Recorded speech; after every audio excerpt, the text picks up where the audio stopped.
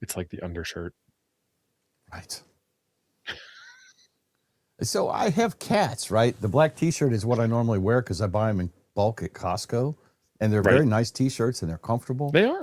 They're But very nice. I have cats. This thing is like a hair magnet, Mm-hmm. and if the cat looks at me, I got cat hair all over it. Plus, which because of my portly, genetically enhanced physique, it wants to pull the neck down all the time, which looks just trashy. So I don't. Well, you get the V-neck, you're good there. And then black is a slimming color. But then I'd have a naval observatory if I had the V-neck the way it would pull it down to your navel. Down, yeah. Good morning, my people. Blessings of Hamvention season upon you. Holy moly, we're like, what, 6 weeks away, I think, from Dayton? I have to math it if it's my head hurt. Yeah. No. I'm still trying to figure out logistics. Oh, the wife wants to go, so I'm in. I forgot to mention that. So tell me where to send the money. The wife wants to go. Processing. So she's coming to Hamvention. Yeah. So I need the bedroom with the bathroom in the Airbnb. Okay. She's not allowed to make the coffee, though, because... No problem. A half a bag of coffee was just a little much for one pot of You are so hard to please, Jim. I felt color. I saw sound. For all you bring to the table, you sure do complain a lot. There's a delta here. I mean, granted, never mind. Family show. Well, I was going to say something about. They just paid me the other day, John and Dennis both. So now I have to remath. I have to remath everything, but I'll give him a discount. Give him some spending cash. John will be happy. John's here. John, would you want a refund via PayPal, or do you want some spending cash from Jim at the show? Well, he's going to get it via PayPal because I don't carry cash. I carry plastic and electronics. Oh, Matt is right. I mean, Matt and I are working on an interesting project. Matt's a little farther ahead than I am. What project are you working on? That video I put out on Friday with the Hamfest Find radios. Is it still sitting here? No, I put it away. I was working on a different project yesterday. The ID 880H radio that was missing the faceplate. It does not come on. Apparently, the ID 5100A has a setting in the menu. Thank you, Todd. Where you can say run this as a headless radio, and it'll just be there. But the 880H, they don't believe in like experimentation, or like you might ever lose a detachable face for a radio. Like my project for that radio is it's going to be a repeater system in the eventual end game. And the receive radio on the repeater doesn't need to change frequency. I don't need to see what's going on most of the time. I'm not going to key up on it because it's the receive node. The transmit side, I want to see that it's transmitting out, and I want to be able to pick up the mic and talk on my own repeater because I'm privileged at that point. Right. So Matt was looking at the technical manual and some documentation and stuff, and we were probing the pins because it's got the 5-pin remote connector for the head, and pin 2 is ground, and if you give it just the right amount of juice at pin 1, it might turn the radio on, but it also might need a keep alive. So we're still playing. Worst case scenario, I find a head. So if you've got an ID 880H, that is such a weird number after Yaesu does the 8800. 880. Anyway, 880. What are they even trying to get you to say there? Like 208 makes sense. The ID 208 makes sense. Right. The ID 5100 makes sense. The ID 880 is just a weird number. Anyway, if you have a head for an 880 that you don't have a body for, or you holler at a brother. You really wanted a deal, let me know. Yeah. Elodie's here. Who else is here? Do we see Sarah yet? Do we see Julie? There is Sarah. Hey, Elodie, you are amazing. You are wonderful. I'm just doing roll call. Sarah's here. Good morning, Sarah. You are amazing and wonderful as well. So we have 2 ladies here. 2 so that's out of 4. Right, there's Sarah. I see Sarah. Of course, Sarah says hi to Elodie. Right. They talk to each other. They stick together. Yeah. Right. Dave, thank you for the super chat. For the member milestone super chat, but thank you anyway. Appreciate it. Definitely. 7 months. Thank you for being a member, Dave. That's awesome. That's the gift that keeps on giving. It does, and I appreciate those very much. Robert, my buddy that lives $200 down the road from me. $200 for the faceplate. Oh, he had to buy the faceplate. Okay, wow. That's actually, when he said he bought it from ICOM, that's actually cheaper than I would have thought. I had a 706 Mark I, and I bought the separation cable, and it was like $109 because it's got some special secret connector on it, kind of thing. Yeah, and it was a cable. which you can It's now like 3D print. It's like a 3D. It's like what I think it was probably a 10 or 15-foot cable. I don't remember. Yeah. I'm like, good grief, people. So, Doc Brad, thank you for the $1.99 super chat. Thank you. If Doc has not talked to you, you should ping him about what we talked about last night, because it's probably the same thing. Probably. I don't know if you'll be able to execute on it tomorrow night, but I can try. We can try that. I cannot execute. I will be in a hotel room tomorrow night. Okay. And I don't know what my status is for next Sunday, because I will be at yet another volleyball tournament. So I will probably stream from the hotel room, and I won't know this. Well, I don't know the Sunday schedule until after Saturday finishes. So I'll schedule it and I'll be there. I'll skip my daughter's volleyball game if it's between 8 and 11, just for you people. Yeah. I guarantee I was not paying attention, Sarah. There's a lot of you and there's only one of me. Right. Not you specifically. I got to be so careful with things I say. She might have thought I was saying she was fat. No, there's a lot of people here to pay attention to, and I don't get to see them all. Why'd you have to go to the fat thing? No, because of the way I said it. I was going there on my own behalf, not on anything else. I wasn't. Okay. See, now I got to do it again. Now I got to. I mean, put the shovel down. Stop digging. Yeah, stop digging. Stephanus, thank you for the $10 super chat. Happy Sunday to you, brother. And Dave did not give me permission to share this, but I'm sharing it anyway because Dave is awesome and this looks super sexy. Remember the office in Dave's RV? Yeah, that is incredibly professional, David, and I'm jealous of you right there. That is a 3D printer installed in an RV with a double AMS next to it. Whew. That's not double. Oh yeah, it is. Okay. Yeah. Yeah, that's two. I thought it was 3 for a second. Ron is going to be here. Ron, thank you for the $10 super chat. Yeah, I will most likely stream. That's our mesh dealer, Dave, by the way. Get all your Meshtastic stuff from KB5UTY. That's right, mesh dealer Dave. Wow, so there's a lot of stuff going on this week. So Bouvet is at the top of the list of stuff going on this week, because I guess they have cleared out of the island now. And what? There it is. So Chrome has added this weird split screen. It moved thing right when I wanted to click on it. You got something? Go ahead and share it. Jean Bassett says she became a member. Now the quorum is 5. That is awesome. Thank you, Jean. Yeah, thank you, Jean. Welcome. So Bouvet has left the island. They started packing out yesterday, I guess, and the last update as of last night was there was everybody except about 6 of them were on the boat. The other 6 were striking tents. That's what we call that, striking tents, and taking them down.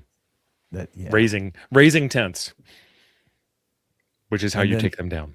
And then I guess we're going to have to swim out with the tents on their backs to the boat, since all the other boats left. I don't know. Yeah. There's a lot of physical training involved. Ice cold water, swimming, stuff like that. Yeah. So I don't know. I tried to get Bouvet. I was never successful because I never saw him long enough to really matter. And of course, we tried. I'm running on a compromised antenna or 3 here, and none of them I could really compromise. What? Okay. I thought some of them were perfect. So anyway, what antenna is perfect? Right. What antenna is absolutely 100% perfect and 0 compromises whatsoever? A Yagi's perfect on a tower? No, the Yagi has no reception on the backside. It's literally 50% compromised. Well, damn it! Then you're telling me the most expensive antenna is not perfect either? I am heartbroken. We have another super. Thank you, chat Marvin. Too. Marvin, appreciate it. Tio's atonement. So I do it on purpose because it's funny. It's like when you mispronounce somebody's name and they get offended. Right. No, it's me. I'm the idiot that couldn't pronounce your name. Right.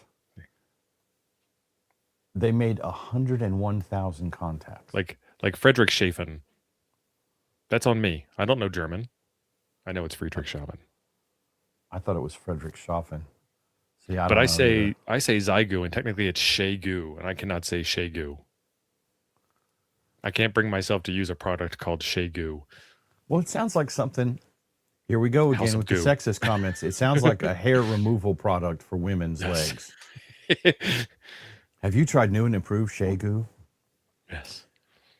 So No more stubble. 101,000 contacts, and what I read is that probably 75% of them are FT8. Well, that And too. so there's a lot of butthurt about that apparently. And I'm like, well, you pay $1.7 million, fly, drive, and boat to the middle of nowhere, and you can do whatever Anytime, you Dave. want, you know? So I don't know. You guys got any thoughts Thank on you. that? I mean, I don't know. 70%. I'm in of the 100% contacts- agreement with you. I mean, if I'm going all the way out there to the island, I'm going to do my best to make contact with the amount of people that Right. are going to be contactable. My Right. goal is technically the goal is to sell QSL cards. And I don't mean that in like the I'm a businessman kind of sense. I mean, like the goal is to have the ability to give people these QSO cards. Like I want to have tangible evidence, tangible proof that I did this very Colin, difficult thank you. thing with you while you were doing this also extremely much more difficult thing that I could ever do. I want to get my part in that. And so how do you get the most amount of contacts possible? FT8, you go where the people are, Yeah. Just imagine if they were doing FT2. But do I want to have my rock concert in Luck, Wisconsin, population 700, or do I want to have it in Chicago? right. Whether I like Chicago or not, it's where the money is, Right. It's where the people are. It's, do I want to have a video on YouTube or do I want to put it on Rumble? Elodie, thank you Thank for you, the Elodie. £1 super chat. Appreciate it. Did you get Colin? I was ranting. I did get Colin. I thanked Colin. Thank you, Colin. And Steve has now thanked Colin, so that's good. But yeah, so somebody made a comment here. Yeah, there we go. Chris said they're on FT8 because they decided to go towards the bottom of the solar cycle, which again makes sense. Am I here to spend $1.7 million and camp on this godforsaken rock in the middle of the South Atlantic for 3 weeks? And have nothing to show for it? And Or am I have here to make nothing? contacts? Or don't make contacts? I came here to drink milk and make contacts. I mean, And I'm like, roll out I think that was the plan. I mean, it's great. It's Yeah. fine. If you got a FT8 contact with them, you now have Bouvet in your logbook. You DXCC You know what it is? hunters. It's the cranky old farts that can't figure out FT8 because they haven't bothered to try. And rather than try, find a friend, be sociable and be pleasant and have some value, they just want to complain. Yeah, FT8 is killing ham radio. No, it's not. You're Celino welcome to Dev, join good us. morning, brother. I guess he's got to go to work this morning. I have work to do, but I don't have to go to it. I have work here. We're at work. And we are doing at it. work, bringing you the gospel, my friends. So, yeah. And the other thing I saw about that, and again, I think it goes to what Steve was just saying, a lot of it is cranky old hams. Yeah. Because another article I saw, where is that at? That was saying DX World has published in their magazine or their website that they're not going to report anything at all on Bouvet because apparently there's some gluteus maximus pain, butt hurt. Let's see. So, financial allegations of financial secrecy, the $90,000 contractual shakedowns. I'm reading off of notes I have. That's all. Okay, cool. And why the North American camp was basically a ghost story used to get our donations. So I don't know if any of that's true. That's rumors I found on the net.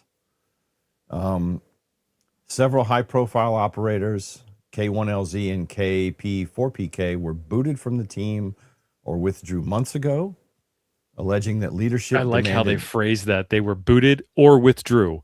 They both withdrew very publicly, very noisily, very crankily. I don't know the whole story, but they were not So quiet. you've heard about that too. Okay. Yeah. They were alleging that the leadership demanded unlimited liability while refusing to show vessel contracts or proof of funds. Yeah.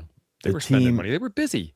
Held back information from the official pilots, leaving the community in the dark during critical operation windows.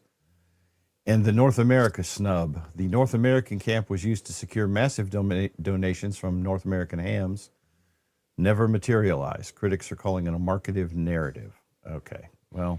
So real quick, we got a message here from Travel and Ham. Welcome. I got a G90 from a fellow ham, but I'm only a tech. You're not only a tech. You are a tech. And you can use that G90 on 10 meters, and you can do FT8, and you can do voice with it on 10 meters. Absolutely. And I forgot when I had my tech privileges that I could do HF on 6 and 10. And 6 is the magic band, and people really love it. Like people will, like we were doing a live stream, and Chuck just left the live stream because 6 meters was open. I mean, he did. I remember that. He's like, I got to go. It was like an Irish goodbye. So the G90 doesn't do FM repeaters, but it does do FM, I think. So you have 3 modes that you can do on the G90, but you can't do repeaters easily. So have at it. Have fun. Jason Tetlow, yes. That they very well may be. I don't know. I queried the interwebs. He's got a scraper. And I wrote an app to go find stuff. And they may have come from QRZ forums. I don't know. And, if you guys remember the last Bouvet Island expedition, there was a lot of dramatic drama with that, too.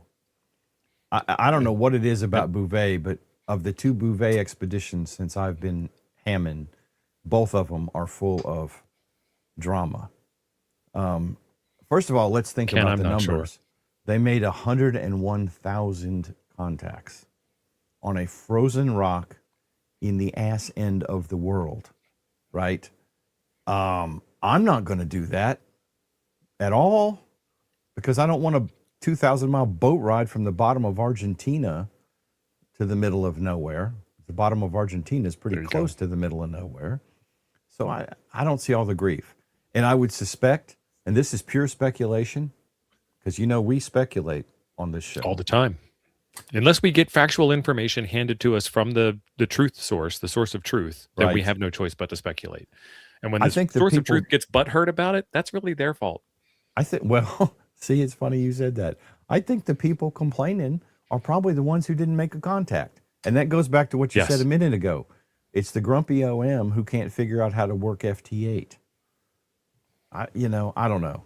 And again, I would absolutely want to maximize my contacts if I spent that kind of money and spent that long planning and training for this mission. So, yeah, Mark, it's about $1.63 per contact. Yeah, that's not bad at all. Thank you for doing the math. We can't do it live on stream. Or is it $16 per contact? It depends on which way you math. This is why we can't do math on stream. Yeah. See, Mark can't do it either. Well, there's at least 2 types of people, 2 main types of people in the world. I'm generalizing on purpose, so bear with me here. But there's I can't do it and I'm going to try, and there's I can't do it and I'm going to whine. And Bouvet brought out the I can't do it and I'm going to whine people. Yeah, Kick Tree, same thing here. That's funny. I might have heard a whisper of one, but not sustainable enough to even try. Well, we saw that you heard them on FT8 at least twice, I think. Yeah. Once each day that we tried. Yeah. But it's a very hard, well, yeah. Somebody just said it. Where did it go? Chris did. It's a tough environment to activate, and if you can't hear them, you ain't going to be able to work them. Right. And I mean, I have exactly 2 Antarctica contacts ever. So it's like what I think I looked it up. It's about 12,000 kilometers down to Bouvet from here as the radio beam flies. So it's not, it's not a trivial exercise either way, and certainly on their side. So did you see yesterday? So anyway, they are QRT and they are egressing the island and may have already all been on the boat by now because that news was from yesterday. Hey, Chavez. Yesterday was Pi Day.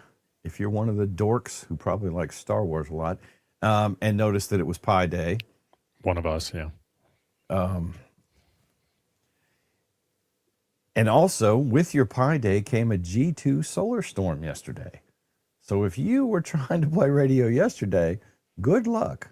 I was telling Steve before we started the show, I got on FT8 yesterday morning, I don't know, somewhere between 7 and 8 after I'd gotten up and gotten my shower. And I'm sitting back here trying to FT8. And I mean, there's like almost nothing on 20 meters. Nothing. showing up on FT8. And I flipped over to 40, and there's like 3 bands on 40. There was just, it was terrible yesterday. And as it turns out, it's because it was a freaking G2 solar storm. And I was going to let me share these out. While you're doing that, we got a super chat from PVC2112. I like the palindrome. Thank you very much. Oh, yeah. Thank you for the $2 super chat, brother. Appreciate it. Why is palindrome not a word that you can say backwards and forwards? I don't know, but it could be palindrome e-mordinalap. But it's a semi-ordinal app, actually. I don't know what that is. That is a palindrome. That's it's a thing. I can't remember the definition, and no one cares. This is an English class, Steve. Leave it alone. Really, Jim? Really? I know. I had to say that. Irregardless of your saying. Okay, stop it. You're doing that to tweak me. You telling me it's not English class after correcting my grammar every single day for 6 years. So if you are into solar weather, this is solarham.com, and I pretend to know nothing about this. about any of this. Absolutely nothing about this. I can understand solar storm, right? But beyond that, there's just not a lot. It should say go play radio. Don't play radio. That's what it should say on the screen. Right. And it kind of does if you know how to read it, but I don't know how to read it. So I don't really have any choice. I go play radio on Tuesday. That's the day, whether it's good or not. Here is the, and this is what I actually wanted to point out on this website. But there are other things up here that are just as important as this. This is the geomagnetic forecast. Excuse me. And that's what we had yesterday was a G2 level solar storm event, whatever, which pretty much hammered HF bands yesterday. And I have an app on the Mac that is called Ham Tools, and it's written by Marcus Roskovich. I think I said his name right. The same guy who wrote SDR Tools, the Mac Flex software. He wrote ICOM SDR control for the Mac. And in Ham Tools, it's got a nice little chart that shows you, hey, you're in a G2 storm. And I'm sure it's on this website or other ones similar to this.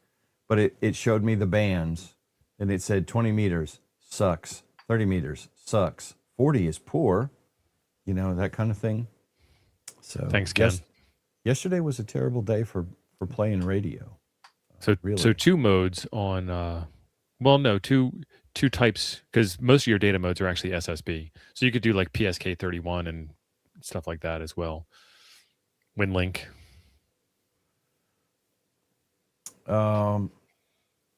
Let's see. And John said G2 ain't that bad. No, it's not overall, but apparently it was aimed right at us. And I did want to share this statistic. The solar wind speeds topped 700 kilometers per second during this event.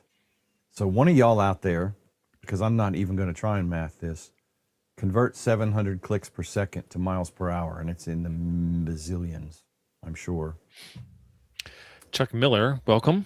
Chuck's out of Poda Park watching us, activating Poda. Chuck, what frequency are you on? We'll all come hunt you. And Chuck, thank you for the super chat. Appreciate it. Thank you. So if you had a problem yesterday, and you might have seen an aurora in Indiana. This is interesting news, and I wanted to mention this because I know a lot of you guys are HOA bound. In Indiana, they signed a bill Friday, I guess, sometime in this past week, that HOAs cannot keep you from putting up an antenna in your HOA at all. And that was signed by the governor, so that is law. There's a bit of a catch or a loophole to it, though.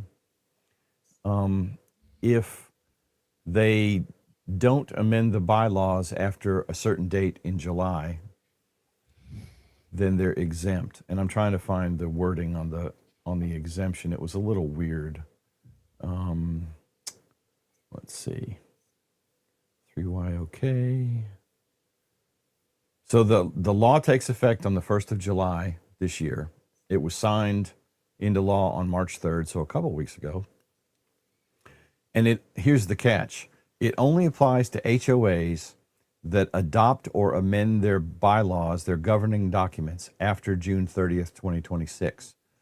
So if your HOA can manage to never touch their bylaws again, you're still stuck.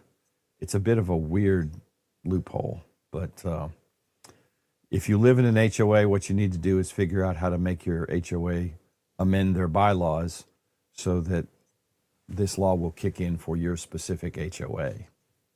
And not living in an HOA, I don't have this problem, but there it is. There it is. All right, what's going on in the chat now? I'm caught up with that. So they told you it's 435 miles per hour, 435 miles per second, sorry, for the wind on the sun. Now convert that to miles per hour. No, you gave us kilometers and asked for miles. That is miles, 435 miles per second. Alexa, convert 700 kilometers per second to miles per hour. You're trying to correct. 700 kilometers per second is about 1.566 million miles per hour. Thank you. You just got to do a unit conversion. You got it to miles per second, then do the multiplication and get it to miles per hour. 1.5 million miles per hour. Scooching. I was going to say, you're trying to correct John. I'm just asking Susie. So no one corrects Locutus of Ham. I think he's got a rounding Resistance is 50 ohms. And thank God that John cannot, not Gendron John, but John WV3L cannot talk to my Alexa, or we'd be listening to fart noises now. So there's that. And I saw this, and this is similar to what Steve is talking about. $100 antenna fee. Yeah, well, I wouldn't be surprised. I would not be surprised at all. I caught this article on Reddit. And this guy is looking for, what was that? It moved when I tried to remove it. So I hate it. Added something else instead. It's so weird when it does that. There should be a dedicated remove comment button from screen. It only shows up when it scrolls off, and by then it's been on for too long and it's stale and dirty and everybody's, blind. Yeah, see, that just scrolled on me. Dang it. YV, I don't know how to say that, but it's Spanish. I know, but I don't know. I was trying to pronounce his name. Yvan CEM. Thank you. Good morning. And I think he means he has to leave, but howdy. Welcome. So this guy is just getting into ham, and he's looking for a base station or a mobile transceiver to set up in his house. And he's looking for something that has better range, yada, yada, so he can HT apparently, but not have to sit down in his basement with his radio. So is that kind of what you're doing when you're going to want to set up that repeater, Steve? No, he's talking about crossband repeat. Yeah, but what's your use case for your repeater? Mine is building an actual repeater that would go like on a water tower somewhere or something like that. And I'm going to do everything except for bring the cans, because I don't have any cans to bring. Okay. I don't have space in an RV for a set of 2-meter cans. They're huge. Yes, they are. Space is better utilized by a 3D printer to give you a size reference for 2-meter cans. Now, 70-centimeter cans, I can fit them in like the palm of my hand because they're tiny. But this guy is talking about what he has as an example. I kind of briefly read it. He's got an area where he wants to be able to talk, but he can't get out because, he's like in a basement or something like that. So what you do is you put like your FTM 400, which is an expensive radio to do this with, but it does it upstairs, put the antenna on the roof. You've got 50 watts to get you to the repeater. And then it does what's called crossband repeat. And so it will then repeat the signal inside your own house.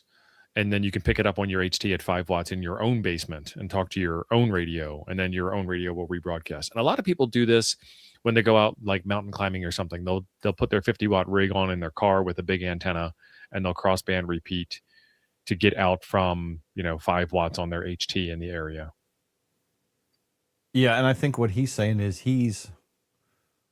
that's what he wants to do. Apparently his 2-meter rig, what he wants to do is set it up in his basement, I assume attached to an external antenna. And then I didn't recommend it, Wes. sit upstairs in his recliner and WC Custom Leather is Wes, or is that That's Corn Cob, Wes. or is that the same person? it's the same. It's Same the same person. person. Use one handle, damn it. Wes has multiple personality disorder. I didn't recommend it. I just said as one you can do it with, only because I don't know any other radio off the top of my head you can do it with. Can the 880H do it? Man, what a stupid name for a radio. Yeah, it is, and it's hard to say 880H without having to enunciate each syllable. It's a pain in the butt. Syllable. Syllable. That's right. So what's going on? What's going on in Arizona? You're fixing to be on the move, I guess. I'm finna get up and raise up and get my travel on. Yeah. And boogie. Yeah, we're headed out mid-April, tax day to be precise. Okay. And the plan is still largely up in the air. We almost rearranged everything again with the N7600 work. I don't know if it does crossband repeat. But it would actually, that would work for an entirely different reason, Lee. What you do with that, if you got to stay within 30 feet, but use your phone, Bluetooth, to do audio PTT control of the N7600 that's, 50 watts upstairs. And as long as you're within, 30-foot Bluetooth range, which through the floor is highly, highly possible. You're at 16 feet floor to floor because you're working on the Bluetooth range. But some Bluetooth stuff goes pretty far, a little bit farther than that. The TM V71A is also, that's a Kenwood. So we can talk about that, the V71A.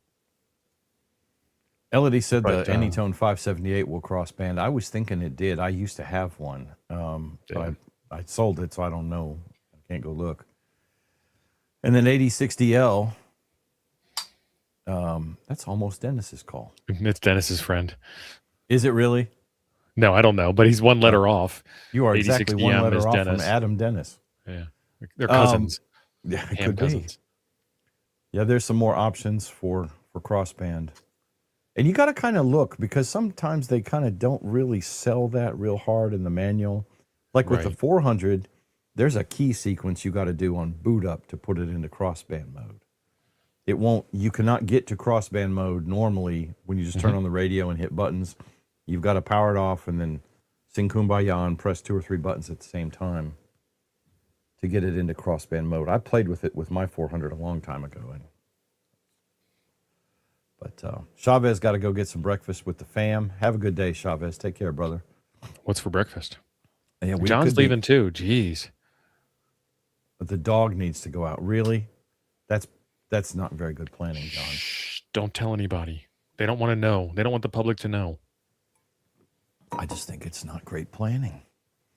In other speculation, a certain Japanese radio manufacturer has released a new version of a radio that adds an R on the end of an existing model number.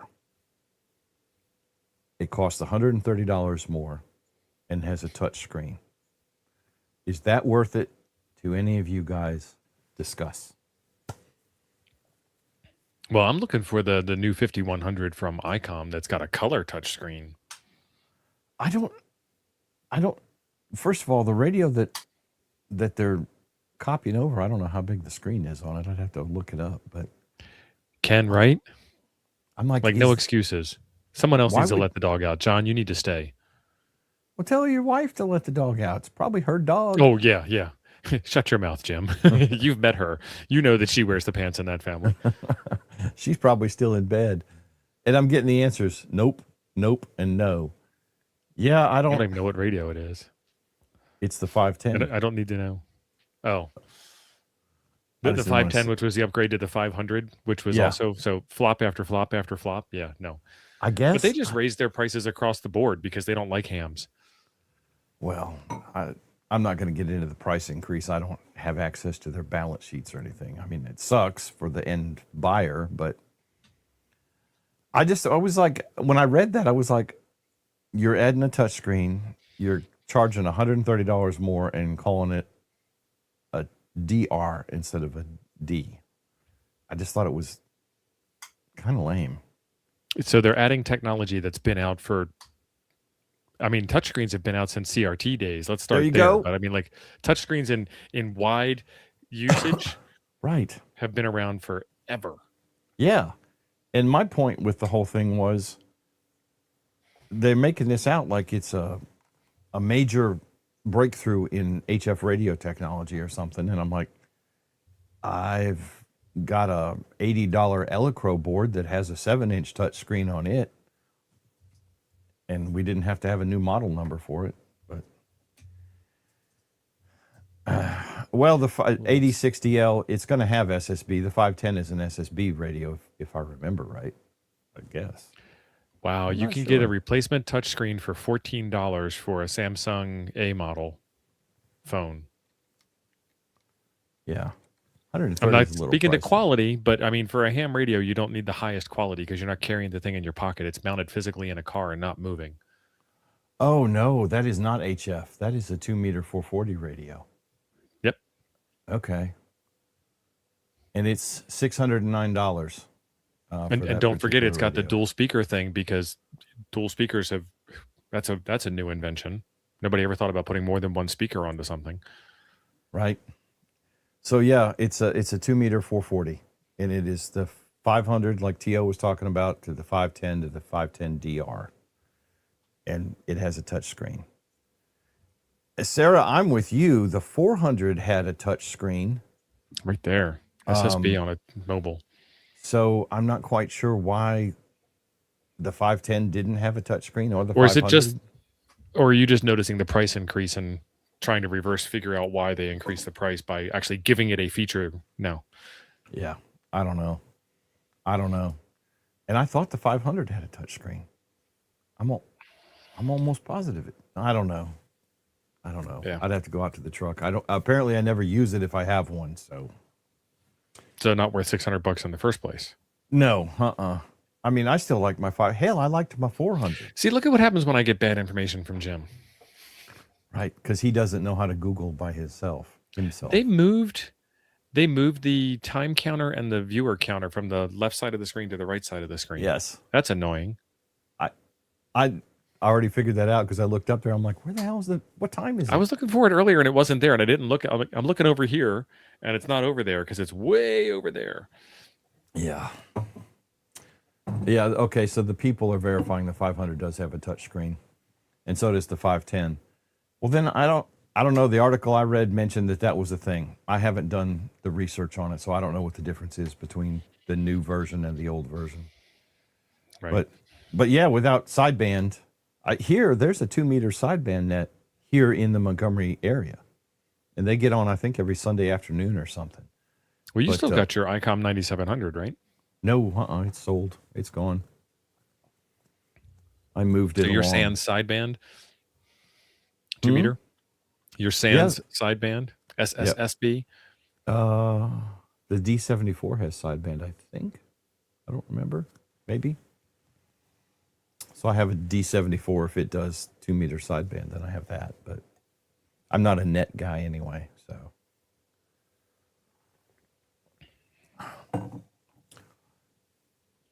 And Ozone, you're exactly correct. It's cost increased because they put brackets in it, so you can actually mount the mobile radio right out of the box.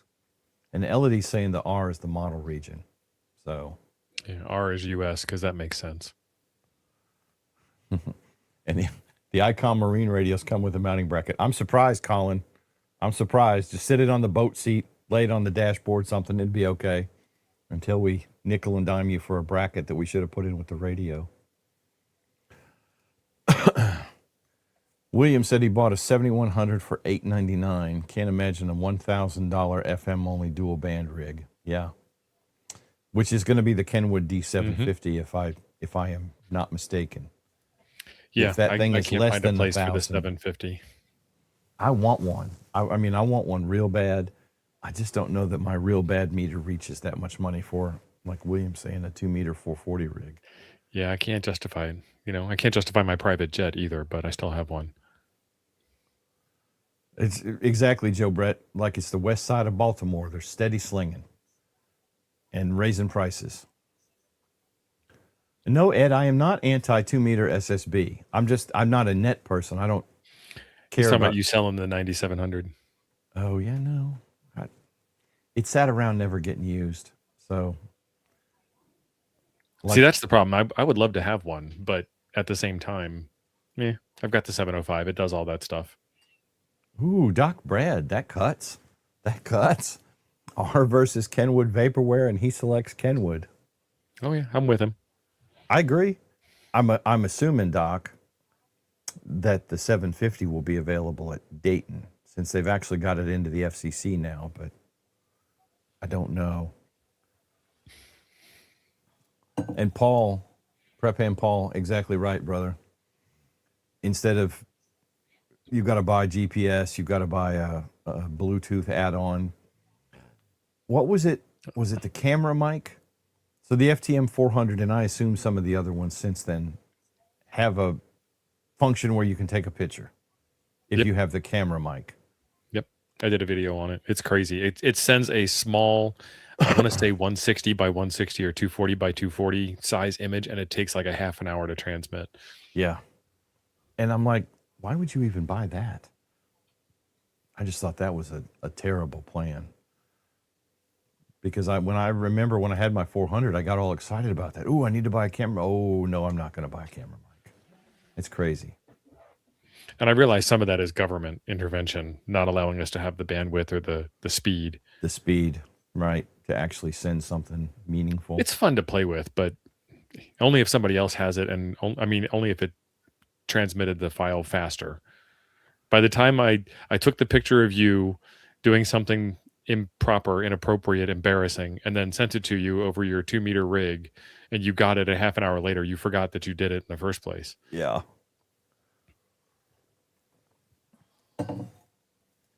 Todd has an interesting comment. Yaesu has had to retool radios into new models due to their choice to use end-of-life chips. Have they learned? No. The FTX1 shares some from the FTDX10, which is quite mature. Yeah. Colin, try our prices for radios. AU 1099, so 1100 Australian. I don't know what that is in American. Probably $700, I would guess, something like that. Either way. Yep, Joe Brett was there. It was Vern and Joe Brett and Mikey. We were on our way to San Antonio hanging out. It was a fun time. Okay, and that's when you were doing the thing with the pictures? Yeah. Let's see. Aloysius, right? $1.99 a month for APRS. Is this the beginning of the end? Aloysius, large Japanese radio company? Hush your mouth. I mean, Adobe. Well, first they'd have to do APRS well, then they could charge for it. Yeah. If you want APRS, you have to phone home once a month to the mothership, or your APRS will stop working. Crazy. And Lon, I agree. Mike, you're exactly correct. That it's not 5 years though, because they released the D75. That was a couple. I think he was talking about ago. that being the return. He said the return radio market, the ham radio market, Kenwood released the D75 at Dayton 3 years ago. Right? Because remember, everybody was all the ham tubers. Right, but I think 3 years ago is when the timer of the 5 years ended. He's not including the current 3 years. Okay. Because they were out of the market for a long time. Yeah, I knew that. Yeah. I don't know. So Jeff's got this comment. To be fair, component life across the industry is terrible. 100% agree. And the radio manufacturers don't have any control over it. I would submit that if I was running a multi-million-dollar international organization, that I would start to petition the U.S. government to change the regulations. If I'm changing a chip part number from the A model to the B model, we shouldn't need to go through an entire recertification process that isn't necessary in the first place, because ham radios don't need to be FCC certified. That's what this thing here is. That's the FCC certification on the radio that I have in my hand is me. I think a lot of people don't get that. Certainly the government doesn't. Well, right? even the sales rep for the company is like, we're waiting on FCC certification. Yeah, Part 15 scanning receiver certification, which isn't necessary. Ken, if the government got its way on everything, you would have to slide your driver's license up into your radio to have it scan the back of it before you could use it. Because I know when I'm going to sell state secrets as a spy, I'm going to do it on the ham radio frequencies using off-the-shelf ham radio technology. With my own driver's license. And I'm right. Yeah. My favorite thing with what is the form you fill out when you go to buy a gun? It asks you, are you a felon? 4473. Yeah. Oh, you got me. I was just going to buy this gun and go on a killing spree with it, but this yes or no question that I can't lie about on a piece of paper. Right. Got me. Yeah. Yeah, the CB manufacturers could do it. Yeah, I don't get that. Lon apparently got Windows updated in the middle of everything. Yeah. So apparently that was the problem that Kenwood had going from the 74 to the 75 was that they ran out of some chip and had to recertify the entire radio. Yep. And didn't Yaesu mention that they had the same problem? That's what they were talking about, yeah. Their national sales guy specifically said that on a show that we're not on anymore. Yeah. But he also said a lot of other stuff too. So yeah, there's no such thing as Part 97 FCC certification. You can't apply for it, no matter how hard you try.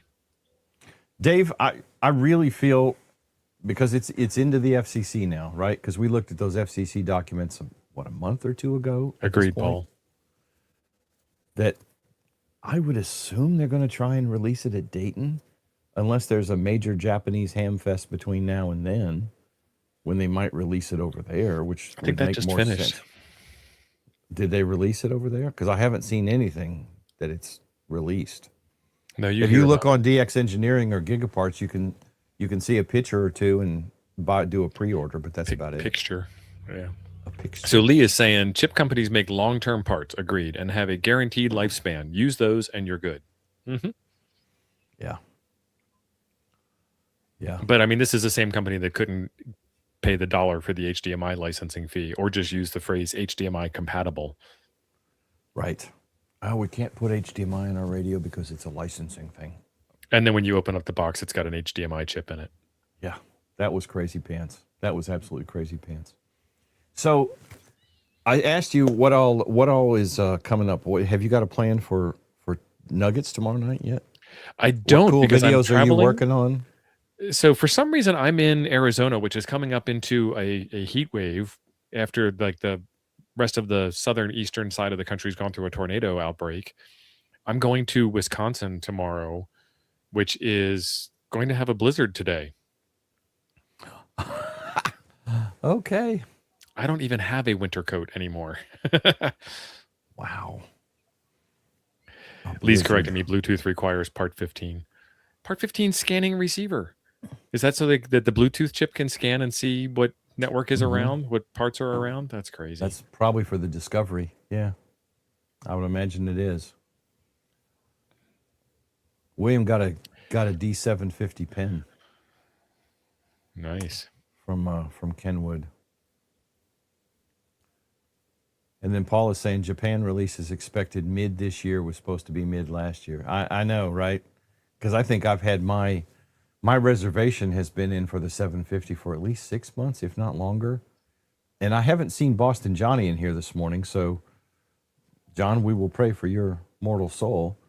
I think he's had his reservation since you could get a reservation for it on DX Engineering, which is over a year, 3 I know. feet of snow in Manitowoc. Bless you people's heart. Yeah. It's going to be 80 here today. 80-ish. I'm flying into Milwaukee. The city that means beer. Yep. Used to live there for a little while. I think that is all the cool news I had. Reddit was not too kind to us. I did this week. SHTF in Wisconsin for a while. It's not easy. That's when I realized there's no such thing as off-grid, because you always have to be friendly to your neighbors so you can buy propane. Right. Because there ain't no way I'm spending my entire lifetime cutting firewood so I can last through the winter. And I would run out of trees very, very fast. Or trade ammo for propane, either one. Well, in order to trade, then you're back on grid. I realize that there's a very technical stipulation of being connected to the electrical and phone system. However, there's no way to be a hermit in Wisconsin. Right. Unless you live like way underground. deep enough that the heat starts to come back. So I think we may end up trying to contact some of these other DXpeditions tomorrow night. Then we'll see if we can do that. Yeah, there's a new one. Well, there was a couple, and Doc Brad mentioned, and I have not read anything on this. I know the words because Doc texted the words at me. MSHV is what they're using on this other one of these other DXpeditions. Yeah, it's a FT8 program. Hey, Jason. And, you know, you probably don't need it, but we're going to play with it anyway because that's what we do. Okay. Is that a Windows program, Linux, Mac? Do you know? Again, I haven't looked it up at all. Don't know. We're not supposed to pregame. But yeah, I've never even heard of it until he mentioned it last night. Yeah. So you're already pre-gaming because you're a step or two ahead of me at this point. Well, I've heard of MSHV years ago. So Never much heard stuff of to it. do in this hobby. So much Right. stuff to do. You can't know all of ham radio. Right. Like Lee correcting me on part 15 for Bluetooth, which technically Bluetooth isn't ham radio, but putting a Bluetooth transceiver into a ham radio then makes it ham radio. Not arguing, Lee, agreeing. And Dave is sharing with us the Texas weather. Woo! Just remember, it's global warming that causes that. You went out and started your truck this morning and raised the temperature of the entire Earth surrounding Texas 35 degrees. Yeah, it's all the cattle in Texas and their methane emissions. Is that Frank Bot in here this morning? Oh my gosh, I didn't think he got up this early. And then Joe Brett, yes. Mississippi tornadoes straight to snow and freezing. That's right. Thankfully, we missed the bulk of all that weather drama a couple months ago. We didn't have any of that. It was coldish, but that was it. Well, I did a video last week on the HF10 and tuned it up on 20 meters. And if you haven't watched the video, it's on my channel, FEP Labs Radio. And I thought it was great on 20 meters. Now, I didn't use it because making contacts is a lot of tuning around and trying to make contacts and yada, yada, yada. But I wanted to test it from a test perspective. And the 20 meter tune on that thing was jam on. I mean, the dip was in the middle of the 20 meter band, using their little adjustable coil and setting it like they said to set it in the manual. KB9 VBR did a video on the HF10, and he said he could not get an SWR on 80 meters below, and I don't remember the exact number. Yeah, I need to try it. High threes, low fours, anywhere on 80 meters. So I am working on a video. I was hoping to release it today. It's probably going to be tomorrow at this point because I had a whole truckload of technical issues with the computer setup. But I want to tune it to 80 and play around with their settings. So like in the manual on the HF10, they say, raise the mast this far. You're going to use the 80 meter coil and no radials. And I think we talked the other night about no radials. Seems no radials is weird. Yeah. Very weird. So I want to see what that's about. I want to see what we get. And that's what the video is going to be, is just playing with 80 meters and the rig expert and tweaking settings to see if we can get any kind. That's exactly it. To see if we can get any kind of tune on 80 meters on that antenna setup. And then after you do finally get it tuned, somebody will say, well, you got it tuned, but you didn't make any contacts. This proves nothing. Or if you made contacts, they'll be like, what's the SWR? And if you show the contacts in the SWR, that's not efficient. Like, really? Right. You watched a video on a coil-loaded vertical antenna and you're arguing about efficiency? Right. Well, you look at it and it's a quarter wave, right? It's a quarter wave on 80 meters with no radials. Really? That seems really odd. And so I'm going to set it up exactly per the book and test it. And then I'm going to tweak it. I might put the radial, because they want no radials, is how the book has it listed. So I'm going to do it without radials, exactly as the book says, that I'm going to throw on radials. And then I'm going to play with moving the mast, the whip part. The whip up and down a little bit and see what we get. Does it maybe tune? Does it? Michael said he tuned it. He tried to tune it according to the book, and he couldn't get it to tune. So I don't know. I don't know if I Those expect verticals are very regional dependent, very local environment dependent. because of the soil situation. So, well, I mean, I was in Louisiana and I was using a coil loaded vertical antenna and I could not get it to tune. I was over sandy soil, which the RF ground is much more lower than Right. just like earth level. It's below the earth because sand is very weirdly conductive or not conductive. And then I was surrounded by a lot of, extremely wet foliage. And those two things are like polar opposites. And I just moved the antenna, like 3 miles to the west and was able to tune using the exact same setup just fine. Like I literally was like, why doesn't this work? I spent like 4 hours trying to get the antenna working because I was on a mission. And then I got back to the campsite that I was staying at and set up the exact same antenna after giving up. I think I did the whole activation at like 3-1 or something just to get it done. And then I got back to the campsite and set it up and it's like, this works fine. So it's definitely local environment dependent. Much more so than like say a dipole. Mm-hmm. I think I really, and this is not a planning to be a Radiodity ad, but I like it so far. I think it's pretty cool. Yeah. I mean, it has everything you need except a radio and a battery, right? You bring those two things, you grab this thing, and you're off to the races. Yeah. When I set it up on 20, and that was all I tested when I did the original video, I set it according to their manual, including not deploying all three radials out all the way, right? I had them rolled up to whatever their specified distance was. And that thing, I mean, it was dead in the middle of 20 meters. It was beautiful. My DX Commander doesn't look that sexy on 20 meters. I mean, you would not need a dang tuner with this thing at all. You don't at all. You can use one, but you don't need one. And you shouldn't.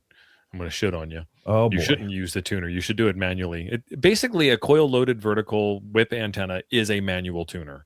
The coil is an inductor, and then you change the length of the radiator, and you bring it all into spec. So it does not. Leah's asking if it has a choke at the base. It has no choke at all. So it could be using the coax as the counterpoise.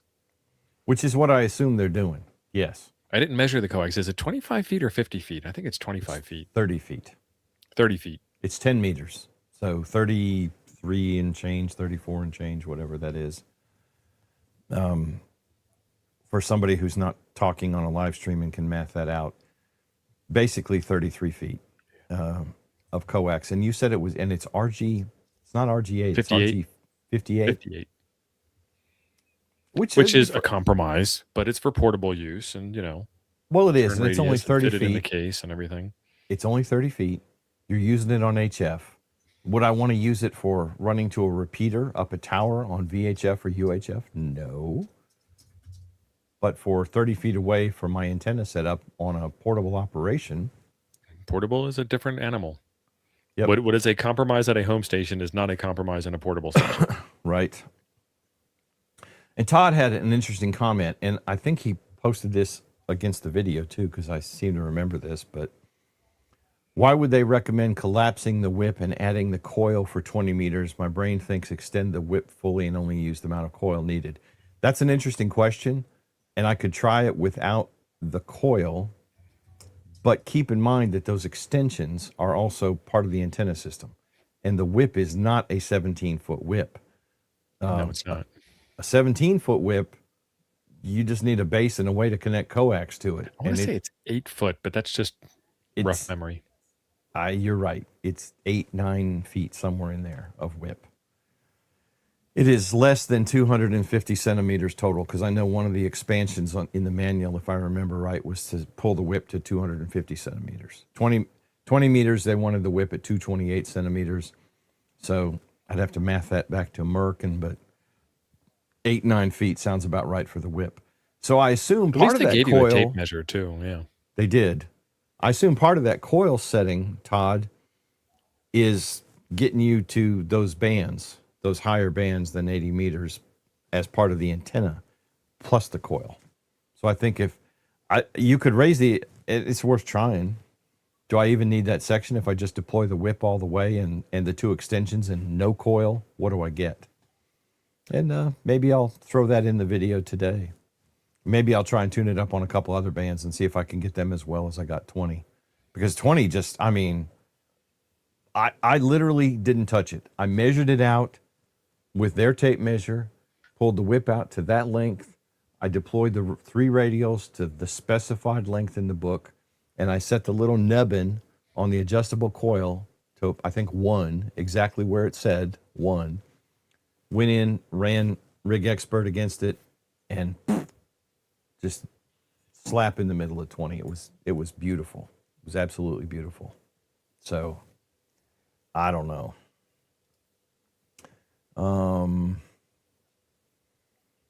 Let's see. We got any other cool comments in here? No, they're just making fun of you for going outside. Well, you're going to get to see it again. I almost would have done the show outside this morning, but reasons. Yeah, the other cool comment that came up is our friend Trippy J is going for his extra on the 21st. So you got this, Trippy J. Get some. Get you in the 90s on your practice test, and you'll be able to pass the real test. Frank is accusing me of being AI. There's no AI that can reproduce me, Frank. I am that unique. That amount of awesomeness, we don't have the compute power. Google cannot compute that. That is exactly right. So the whip is 9 foot. Thank you, Chris. 9 foot. That sounded pretty close. Yeah, Jim POTAs once a year. That's right. If you want to get Jim DX, the best time is during the week of Huntsville in the evening, probably on 40. There's 4 days in August where Jim will POTA. Right. See what I did there? I see what you did there. That was very good. Once Dayton is over, we'll start planning 4 days in August. But anyway, all right. Well, T.O., have you got anything? T.O.'s channel. If it's your first time here, we do this every Sunday morning here at Ham Church. We bestow the blessings of RF wisdom, snark, and speculation upon all that are here. We don't have any snappy organ music or anything like that, though. Not yet. Your weekly dose of ham blessings. Right. T.O.'s channel is temporarily offline. That's the name of it. That is the name of the channel. His real name is Clarence, but he goes by T.O. And he and I will try and ham something tomorrow night live on his channel. Nice. Where I play the sidekick role and he plays the main character role. Yeah, but I'm going to be the one in the hotel room. So Jim's going to be he's going to be in the pilot seat. Boy. I'll just do all the snarky commenting. The pressure. Yeah, we'll do that. We'll try an FT8 to see if we can catch some of those other DXpeditions that are going on. I'll have to look them up. I don't know right now. Maybe DX World has them. We'll find out. We'll do it live together. Yeah, we'll do it live. Real-time ham radio. Anyway. All right, I'm going to hit the button. Guys, thank you all for being here. Appreciate it very much. Go out and have fun playing radio. And don't get wound up tight about crap you're not doing. Right. Button engaging. See y'all.